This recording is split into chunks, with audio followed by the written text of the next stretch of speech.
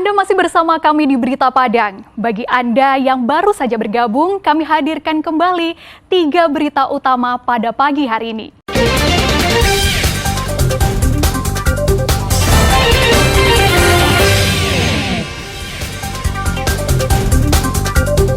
Empat ekor ternak di Sumatera Barat ditemukan positif menderita penyakit mulut dan kuku.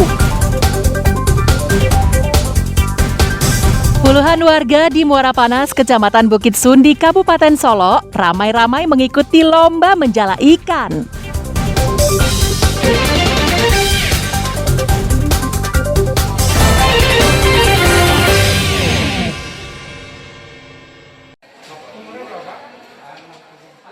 Sejak pemerintah Arab Saudi dan beberapa negara lain membuka isolasi, kantor imigrasi kelas 1 Padang mulai didatangi warga. Mereka membuat paspor agar bisa bepergian ke luar negeri. Sejak 2 bulan terakhir, jumlah warga yang mengurus paspor meningkat dari biasanya, seperti yang terpantau pada Jumat pekan lalu. Sejak Maret lalu, Arab Saudi tidak lagi mensyaratkan menjalani karantina dan tidak lagi mewajibkan bukti bebas dari virus COVID-19 calon jemaah umroh maupun haji. Hal itu menjadi pemicu bagi warga untuk segera beribadah ke tanah suci tersebut. Sebab selama 2 tahun terakhir, pandemi COVID-19 telah menghambat perjalanan ke luar negeri, termasuk perjalanan haji dan umroh. Sehingga permohonan pengurusan paspor juga turun drastis. Sebelum pandemi, warga yang mengurus paspor mencapai 200 orang per hari. Namun saat pandemi, maksimal hanya 20 orang per hari. Dalam rangka saya ada urusan ibadah haji, Pak. Enggak, Pak, sangat cepat nih, Pak. Karena sudah ada kita mendaftar online, Pak. Jadi sangat terbantu sekali, Pak. Karena baru tahunnya sekarang, Pak. Ini udah bisa dibuka kembali gitu. Sampai saat ini nggak dapat lancar, Pak. Permohonan paspor masyarakat Sumbar selama ini memang didominasi oleh kepentingan haji dan umroh. Meski ada beberapa keperluan perjalanan dinas luar negeri atau juga untuk berobat.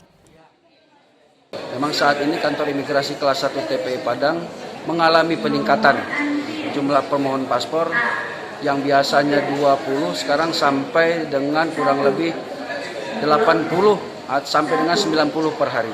Dan di mana beberapa negara juga sudah memperlonggar sehingga ini membuat animo masyarakat yang ingin beribadah juga wisata atau mau studi dan bekerja ini sudah ramai untuk mengurus paspor. Untuk memudahkan warga yang akan membuat paspor serta menghindari kerumunan, kantor imigrasi juga memperlakukan sistem jemput bola, seperti mendatangi kampus maupun nagari-nagari di Sumatera Barat dengan batas minimal yang akan mengurus paspor sebanyak 30 orang pemohon. Dari Padang, Robiham melaporkan. Gimana, Pak? Komisi 3 terhadap Kasus skimming Bank Nagari mendapat perhatian serius dari DPRD Sumatera Barat. Usai menggelar pertemuan tertutup dengan Direksi Bank Nagari, Komisi 3 DPRD Sumatera Barat yang membidangi masalah keuangan, kemudian memberikan keterangan kepada pers. Menurut Ketua Komisi 3, pihaknya sudah mendapat laporan lengkap dari Direksi Bank Nagari terkait kasus skimming tersebut. Terkait kasus itu, Komisi 3 DPRD Sumatera Barat meminta Direksi Bank Nagari menjadikan peristiwa ini sebagai momentum untuk melakukan evaluasi total terkait operasional Bank Nagari. Evaluasi tersebut meliputi pembenahan manajemen, pembenahan sistem, dan pembenahan teknologi agar kasus serupa tidak terulang lagi. Komisi 3 sudah menyampaikan kepada manajemen Bank Nagari, kejadian ini dijadikan momentum untuk evaluasi total tentang operasional Bank Nagari. Jadi dari segala sisi, ya kan, baik itu manajemen, baik itu ATM-nya, kemudian CCTV-nya, teknologinya, supaya ini dievaluasi. Peristiwa skimming yang mencuri dana nasabah Bank Nagari sebesar 1,5 miliar rupiah menjadi pelajaran berharga bagi nasabah Bank Nagari lainnya. Agar kasus tersebut tidak terjadi pada diri mereka, Nasabah akan lebih aktif memeriksa saldo tabungan dengan menggunakan notifikasi SMS banking dan bertransaksi memakai mobile banking. Kalau menurut saya ke depannya selaku nasabah kita harus was-was dan selalu mengecek selalu saldo kita di Bank Nagari. Kita bisa memakai notifikasi SMS banking, juga pakai mobile banking. Jadi misalnya ada kejadian-kejadian kayak gini kita tinggal cek di mobile banking gitu.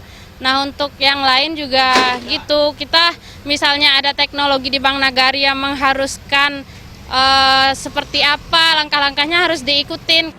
Skimming adalah pencurian informasi dari kartu ATM.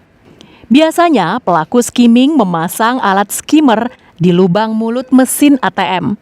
Kemudian alat skimmer menyalin sejumlah data, mulai dari PIN hingga jumlah saldo dari magnetic stripe yang terdapat pada kartu ATM nasabah.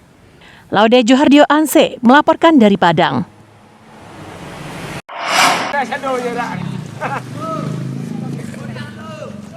Puluhan warga di Muara Panas, Kecamatan Bukit Sundi, Kabupaten Solok, ramai-ramai mengikuti lomba menjala ikan yang diadakan oleh warga setempat.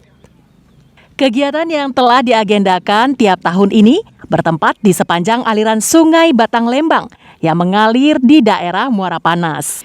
Sebelum melaksanakan lomba ini, panitia sebelumnya telah menjadikan daerah di sekitar aliran sungai ini sebagai lokasi ikan larangan, sehingga masyarakat tidak diizinkan memancing ataupun menjala ikan.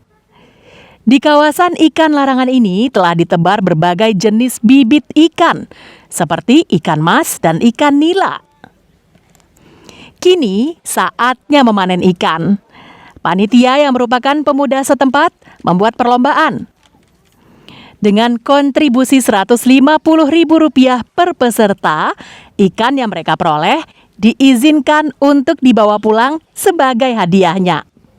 Uang yang terkumpul nantinya akan dipergunakan kembali untuk menyemai bibit ikan.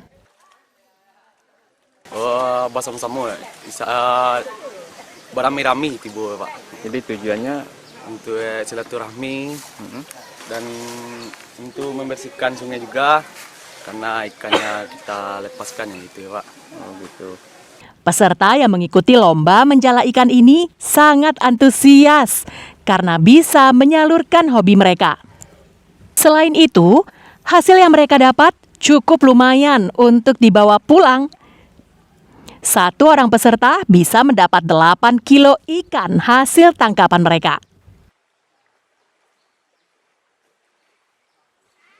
Nah, hobi ikannya kadang-kadang. Oh gitu. Faktor kesulitannya apa Pak yang dirasakan Pak? Ada sarok-sarok dan tiang-tiang. Oh itu Pak. Anggaran 2 kilo. Anggaran 2 kilo. Berapa banyak Pak yang dapat Pak? 4 ekor loh. 4 ekor. Oke. Tingkat kesulitan lomba ini karena banyaknya halangan dalam mengembangkan jala. Di antaranya bebatuan yang banyak terdapat di sepanjang aliran sungai. Garnadi melaporkan dari Solo. Saudara, informasi tadi sekaligus menutup berita Padang pagi ini. Saya Fri Meriana dan tim redaksi yang bertugas mengucapkan terima kasih. Sampai jumpa.